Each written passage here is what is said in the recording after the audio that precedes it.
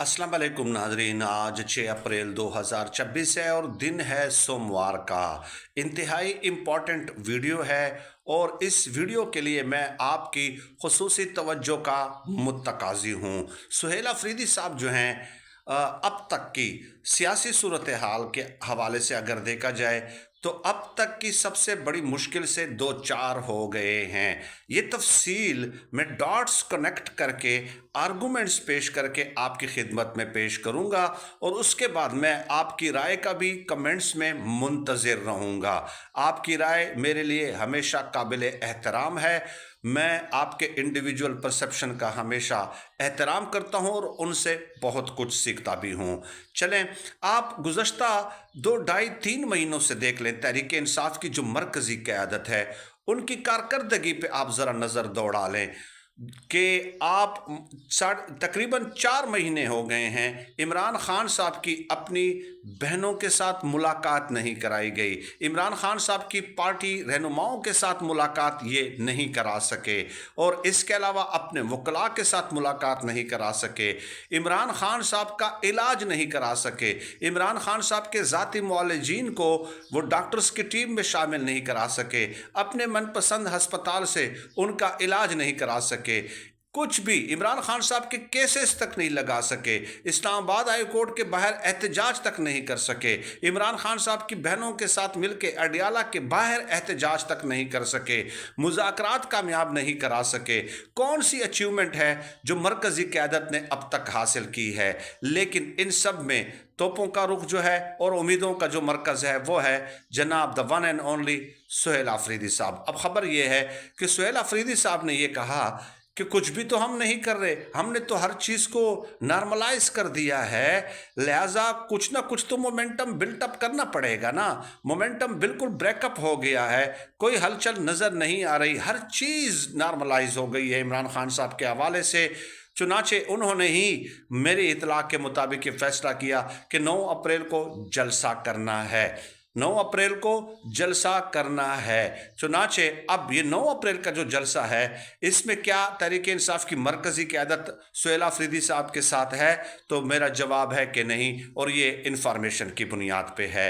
सुहेल अफरीदी साहब के साथ मरकज़ी क़यादत नहीं है। वो तो नहीं चाहते कि ये जलसा भी हो लियाकत बाग में, वो तो चाहते ही नहीं हैं। अब सवाल ये पैदा होता है कि सुहेल अफरीदी साहब मुश्किल सूरत हाल से कैसे दो चार हो गए हैं। देखिए, सुहेल अफरीदी साहब ने खुद ही ये ऐलान किया है कि हम लियाकत बाग पहुँचेंगे, बड़ा जलसा करेंगे, लेकिन अगर हुकूमत हमें इजाज़त नहीं देगी तो जहाँ पे रोकेंगे वहीं पे जलसा कर लेंगे।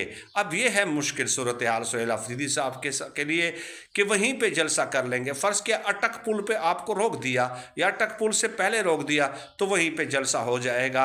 अब कारकुन क्या चाहते हैं? इमरान खान साहब का जो चाहने वाला है वो क्या चाहता है? वो ये चाहता है कि नहीं, हमें मज़ाहमतें तोड़कर, रुकावटें तोड़कर जो है आगे बढ़ना चाहिए और लियाकत बाग तक पहुंचना चाहिए और हर सूरत लियाकत बाग में जलसा करना चाहिए। लेकिन सुहेल अफरीदी साहब ज़ाहिर है वो ये कह रहे हैं कि जहां रोक दिया वहीं पे जलसा कर लेंगे, फिर ख़त्म हो गई बात। अब अगर ख़त्म हो गई तो इसका मतलब ये हुआ कि ये तो फिर कोई बात ना हुई इस जलसे का, यानी ये कोई तहरीक तो ना हुई, ये कोई मोमेंटम बिल्टअप करना तो ना हुआ। बल्कि माजी में भी हमने देखा है कि अली अमीन गंडापुर के दौर में भी इवन रुकावटें तोड़कर लोग आगे बढ़ जाते थे। तो कारकुन उनसे यही कह रहा है कि आगे बढ़ना चाहिए, हमें पुरअमन तरीके से रुकावटें ही हटानी है ना, लेकिन लियाकत बाग तक ही जाना है ना। या फिर ये भी सोचा जा रहा था कि शायद सुहेल अफरीदी साहब ये कहेंगे कि जहाँ जहाँ आपको रोका जाएगा ये लियाकत बाग जलसे के लिए आने वालों को, तो उधर ही बैठ जाए, उधर ही एहतजाज कर दे। ऐसा भी नहीं है, बल्कि यही कहा कि बस जहाँ रोक देंगे वहीं पे हम जलसा कर लेंगे, या फिर जलसा करके अगली तारीख अनाउंस कर देंगे कि फ़लाँ फ़लाँ मकाम पे हम जलसे करेंगे। तो इस चीज़ से लोग मुतमईन नहीं हैं, इस ऐलान से लोग मुतमईन नहीं है। सुहेल अफरीदी साहब पे जो वो है तनकीद है वो जारी रहेगी। अब लेकिन मैं आपको ये बता रहा हूँ कि सुहेल अफरीदी साहब ही ये हैं जो ये मोमेंटम बिल्टअप करना चाह रहे हैं। और तहरीक तहफ़्फ़ुज़ आईन पाकिस्तान, अल्लामा राजा नासिर अब्बास और महमूद खान चकज़ई, ان لوگوں کو یہ اعلان کرنا چاہیے تھا، ان لوگوں کو عمران خان صاحب نے یہ جو ہے وہ دیا تھا، اختیارات دیے تھے، لیکن جب انہوں نے نہیں کیا تو سہیل آفریدی صاحب نے یہ ذمہ داری اپنے کاندھوں پہ لے لی ہے۔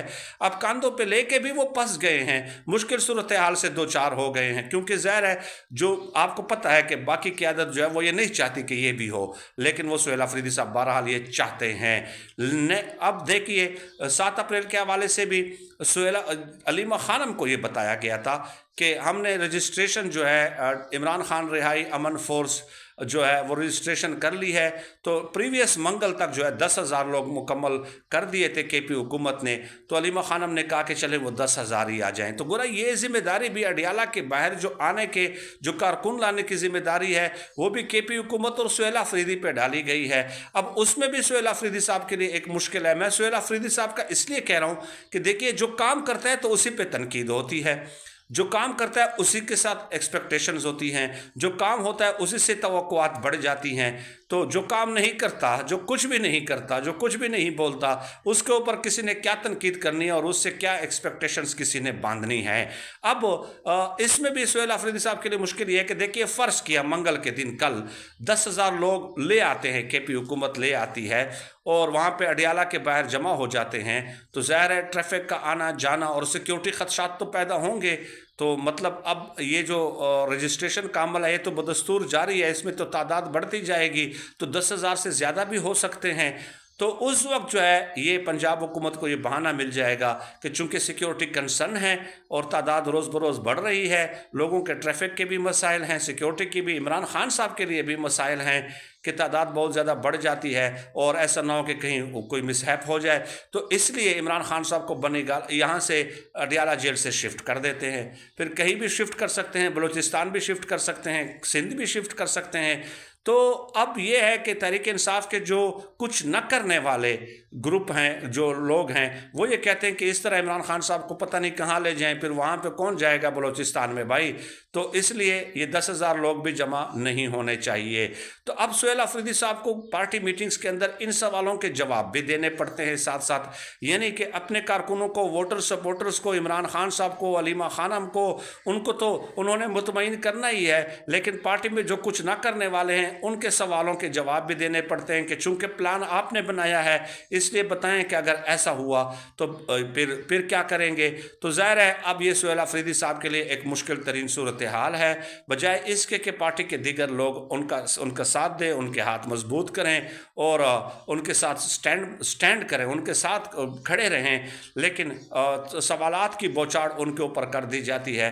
بہرحال یہ ایک سچویشن تھی سہیل آفریدی صاحب کے حوالے سے، اور جیسے کہ میں نے گزارش کی کہ سہیل آفریدی صاحب بھی اب ان کے اوپر یہ بھی سوالات اٹھ رہے ہیں کہ جناب علی امین کے اوپر یہ الزامات تھے کہ ان کے دور حکومت میں سی ایم شپ میں کرپشن بہت ہوتی تھی اور آج بھی ہو رہی ہے، اس کے علاوہ ڈرون اٹیکس آج بھی ہو رہے ہیں، اس کے علاوہ آپریشن آج بھی ہو رہے ہیں، تو ان چیزوں کے اوپر بھی قابو کرنا ہے۔ اب ظاہر ہے وہ سی ایم ہے تو ان کے اوپر یہ سوالات، یہ کرپشن کے حوالے سے، ڈرون اٹیکس کے حوالے سے، آپریشنز کے حوالے سے، یہ سوالات تو جینون سوالات ہیں، یہ تو ان سے ہونے چاہیے کیونکہ وہ سی ایم بنے ہی اس لیے ہیں کہ ان مسائل کو ٹیکل کریں گے اور حل کریں گے۔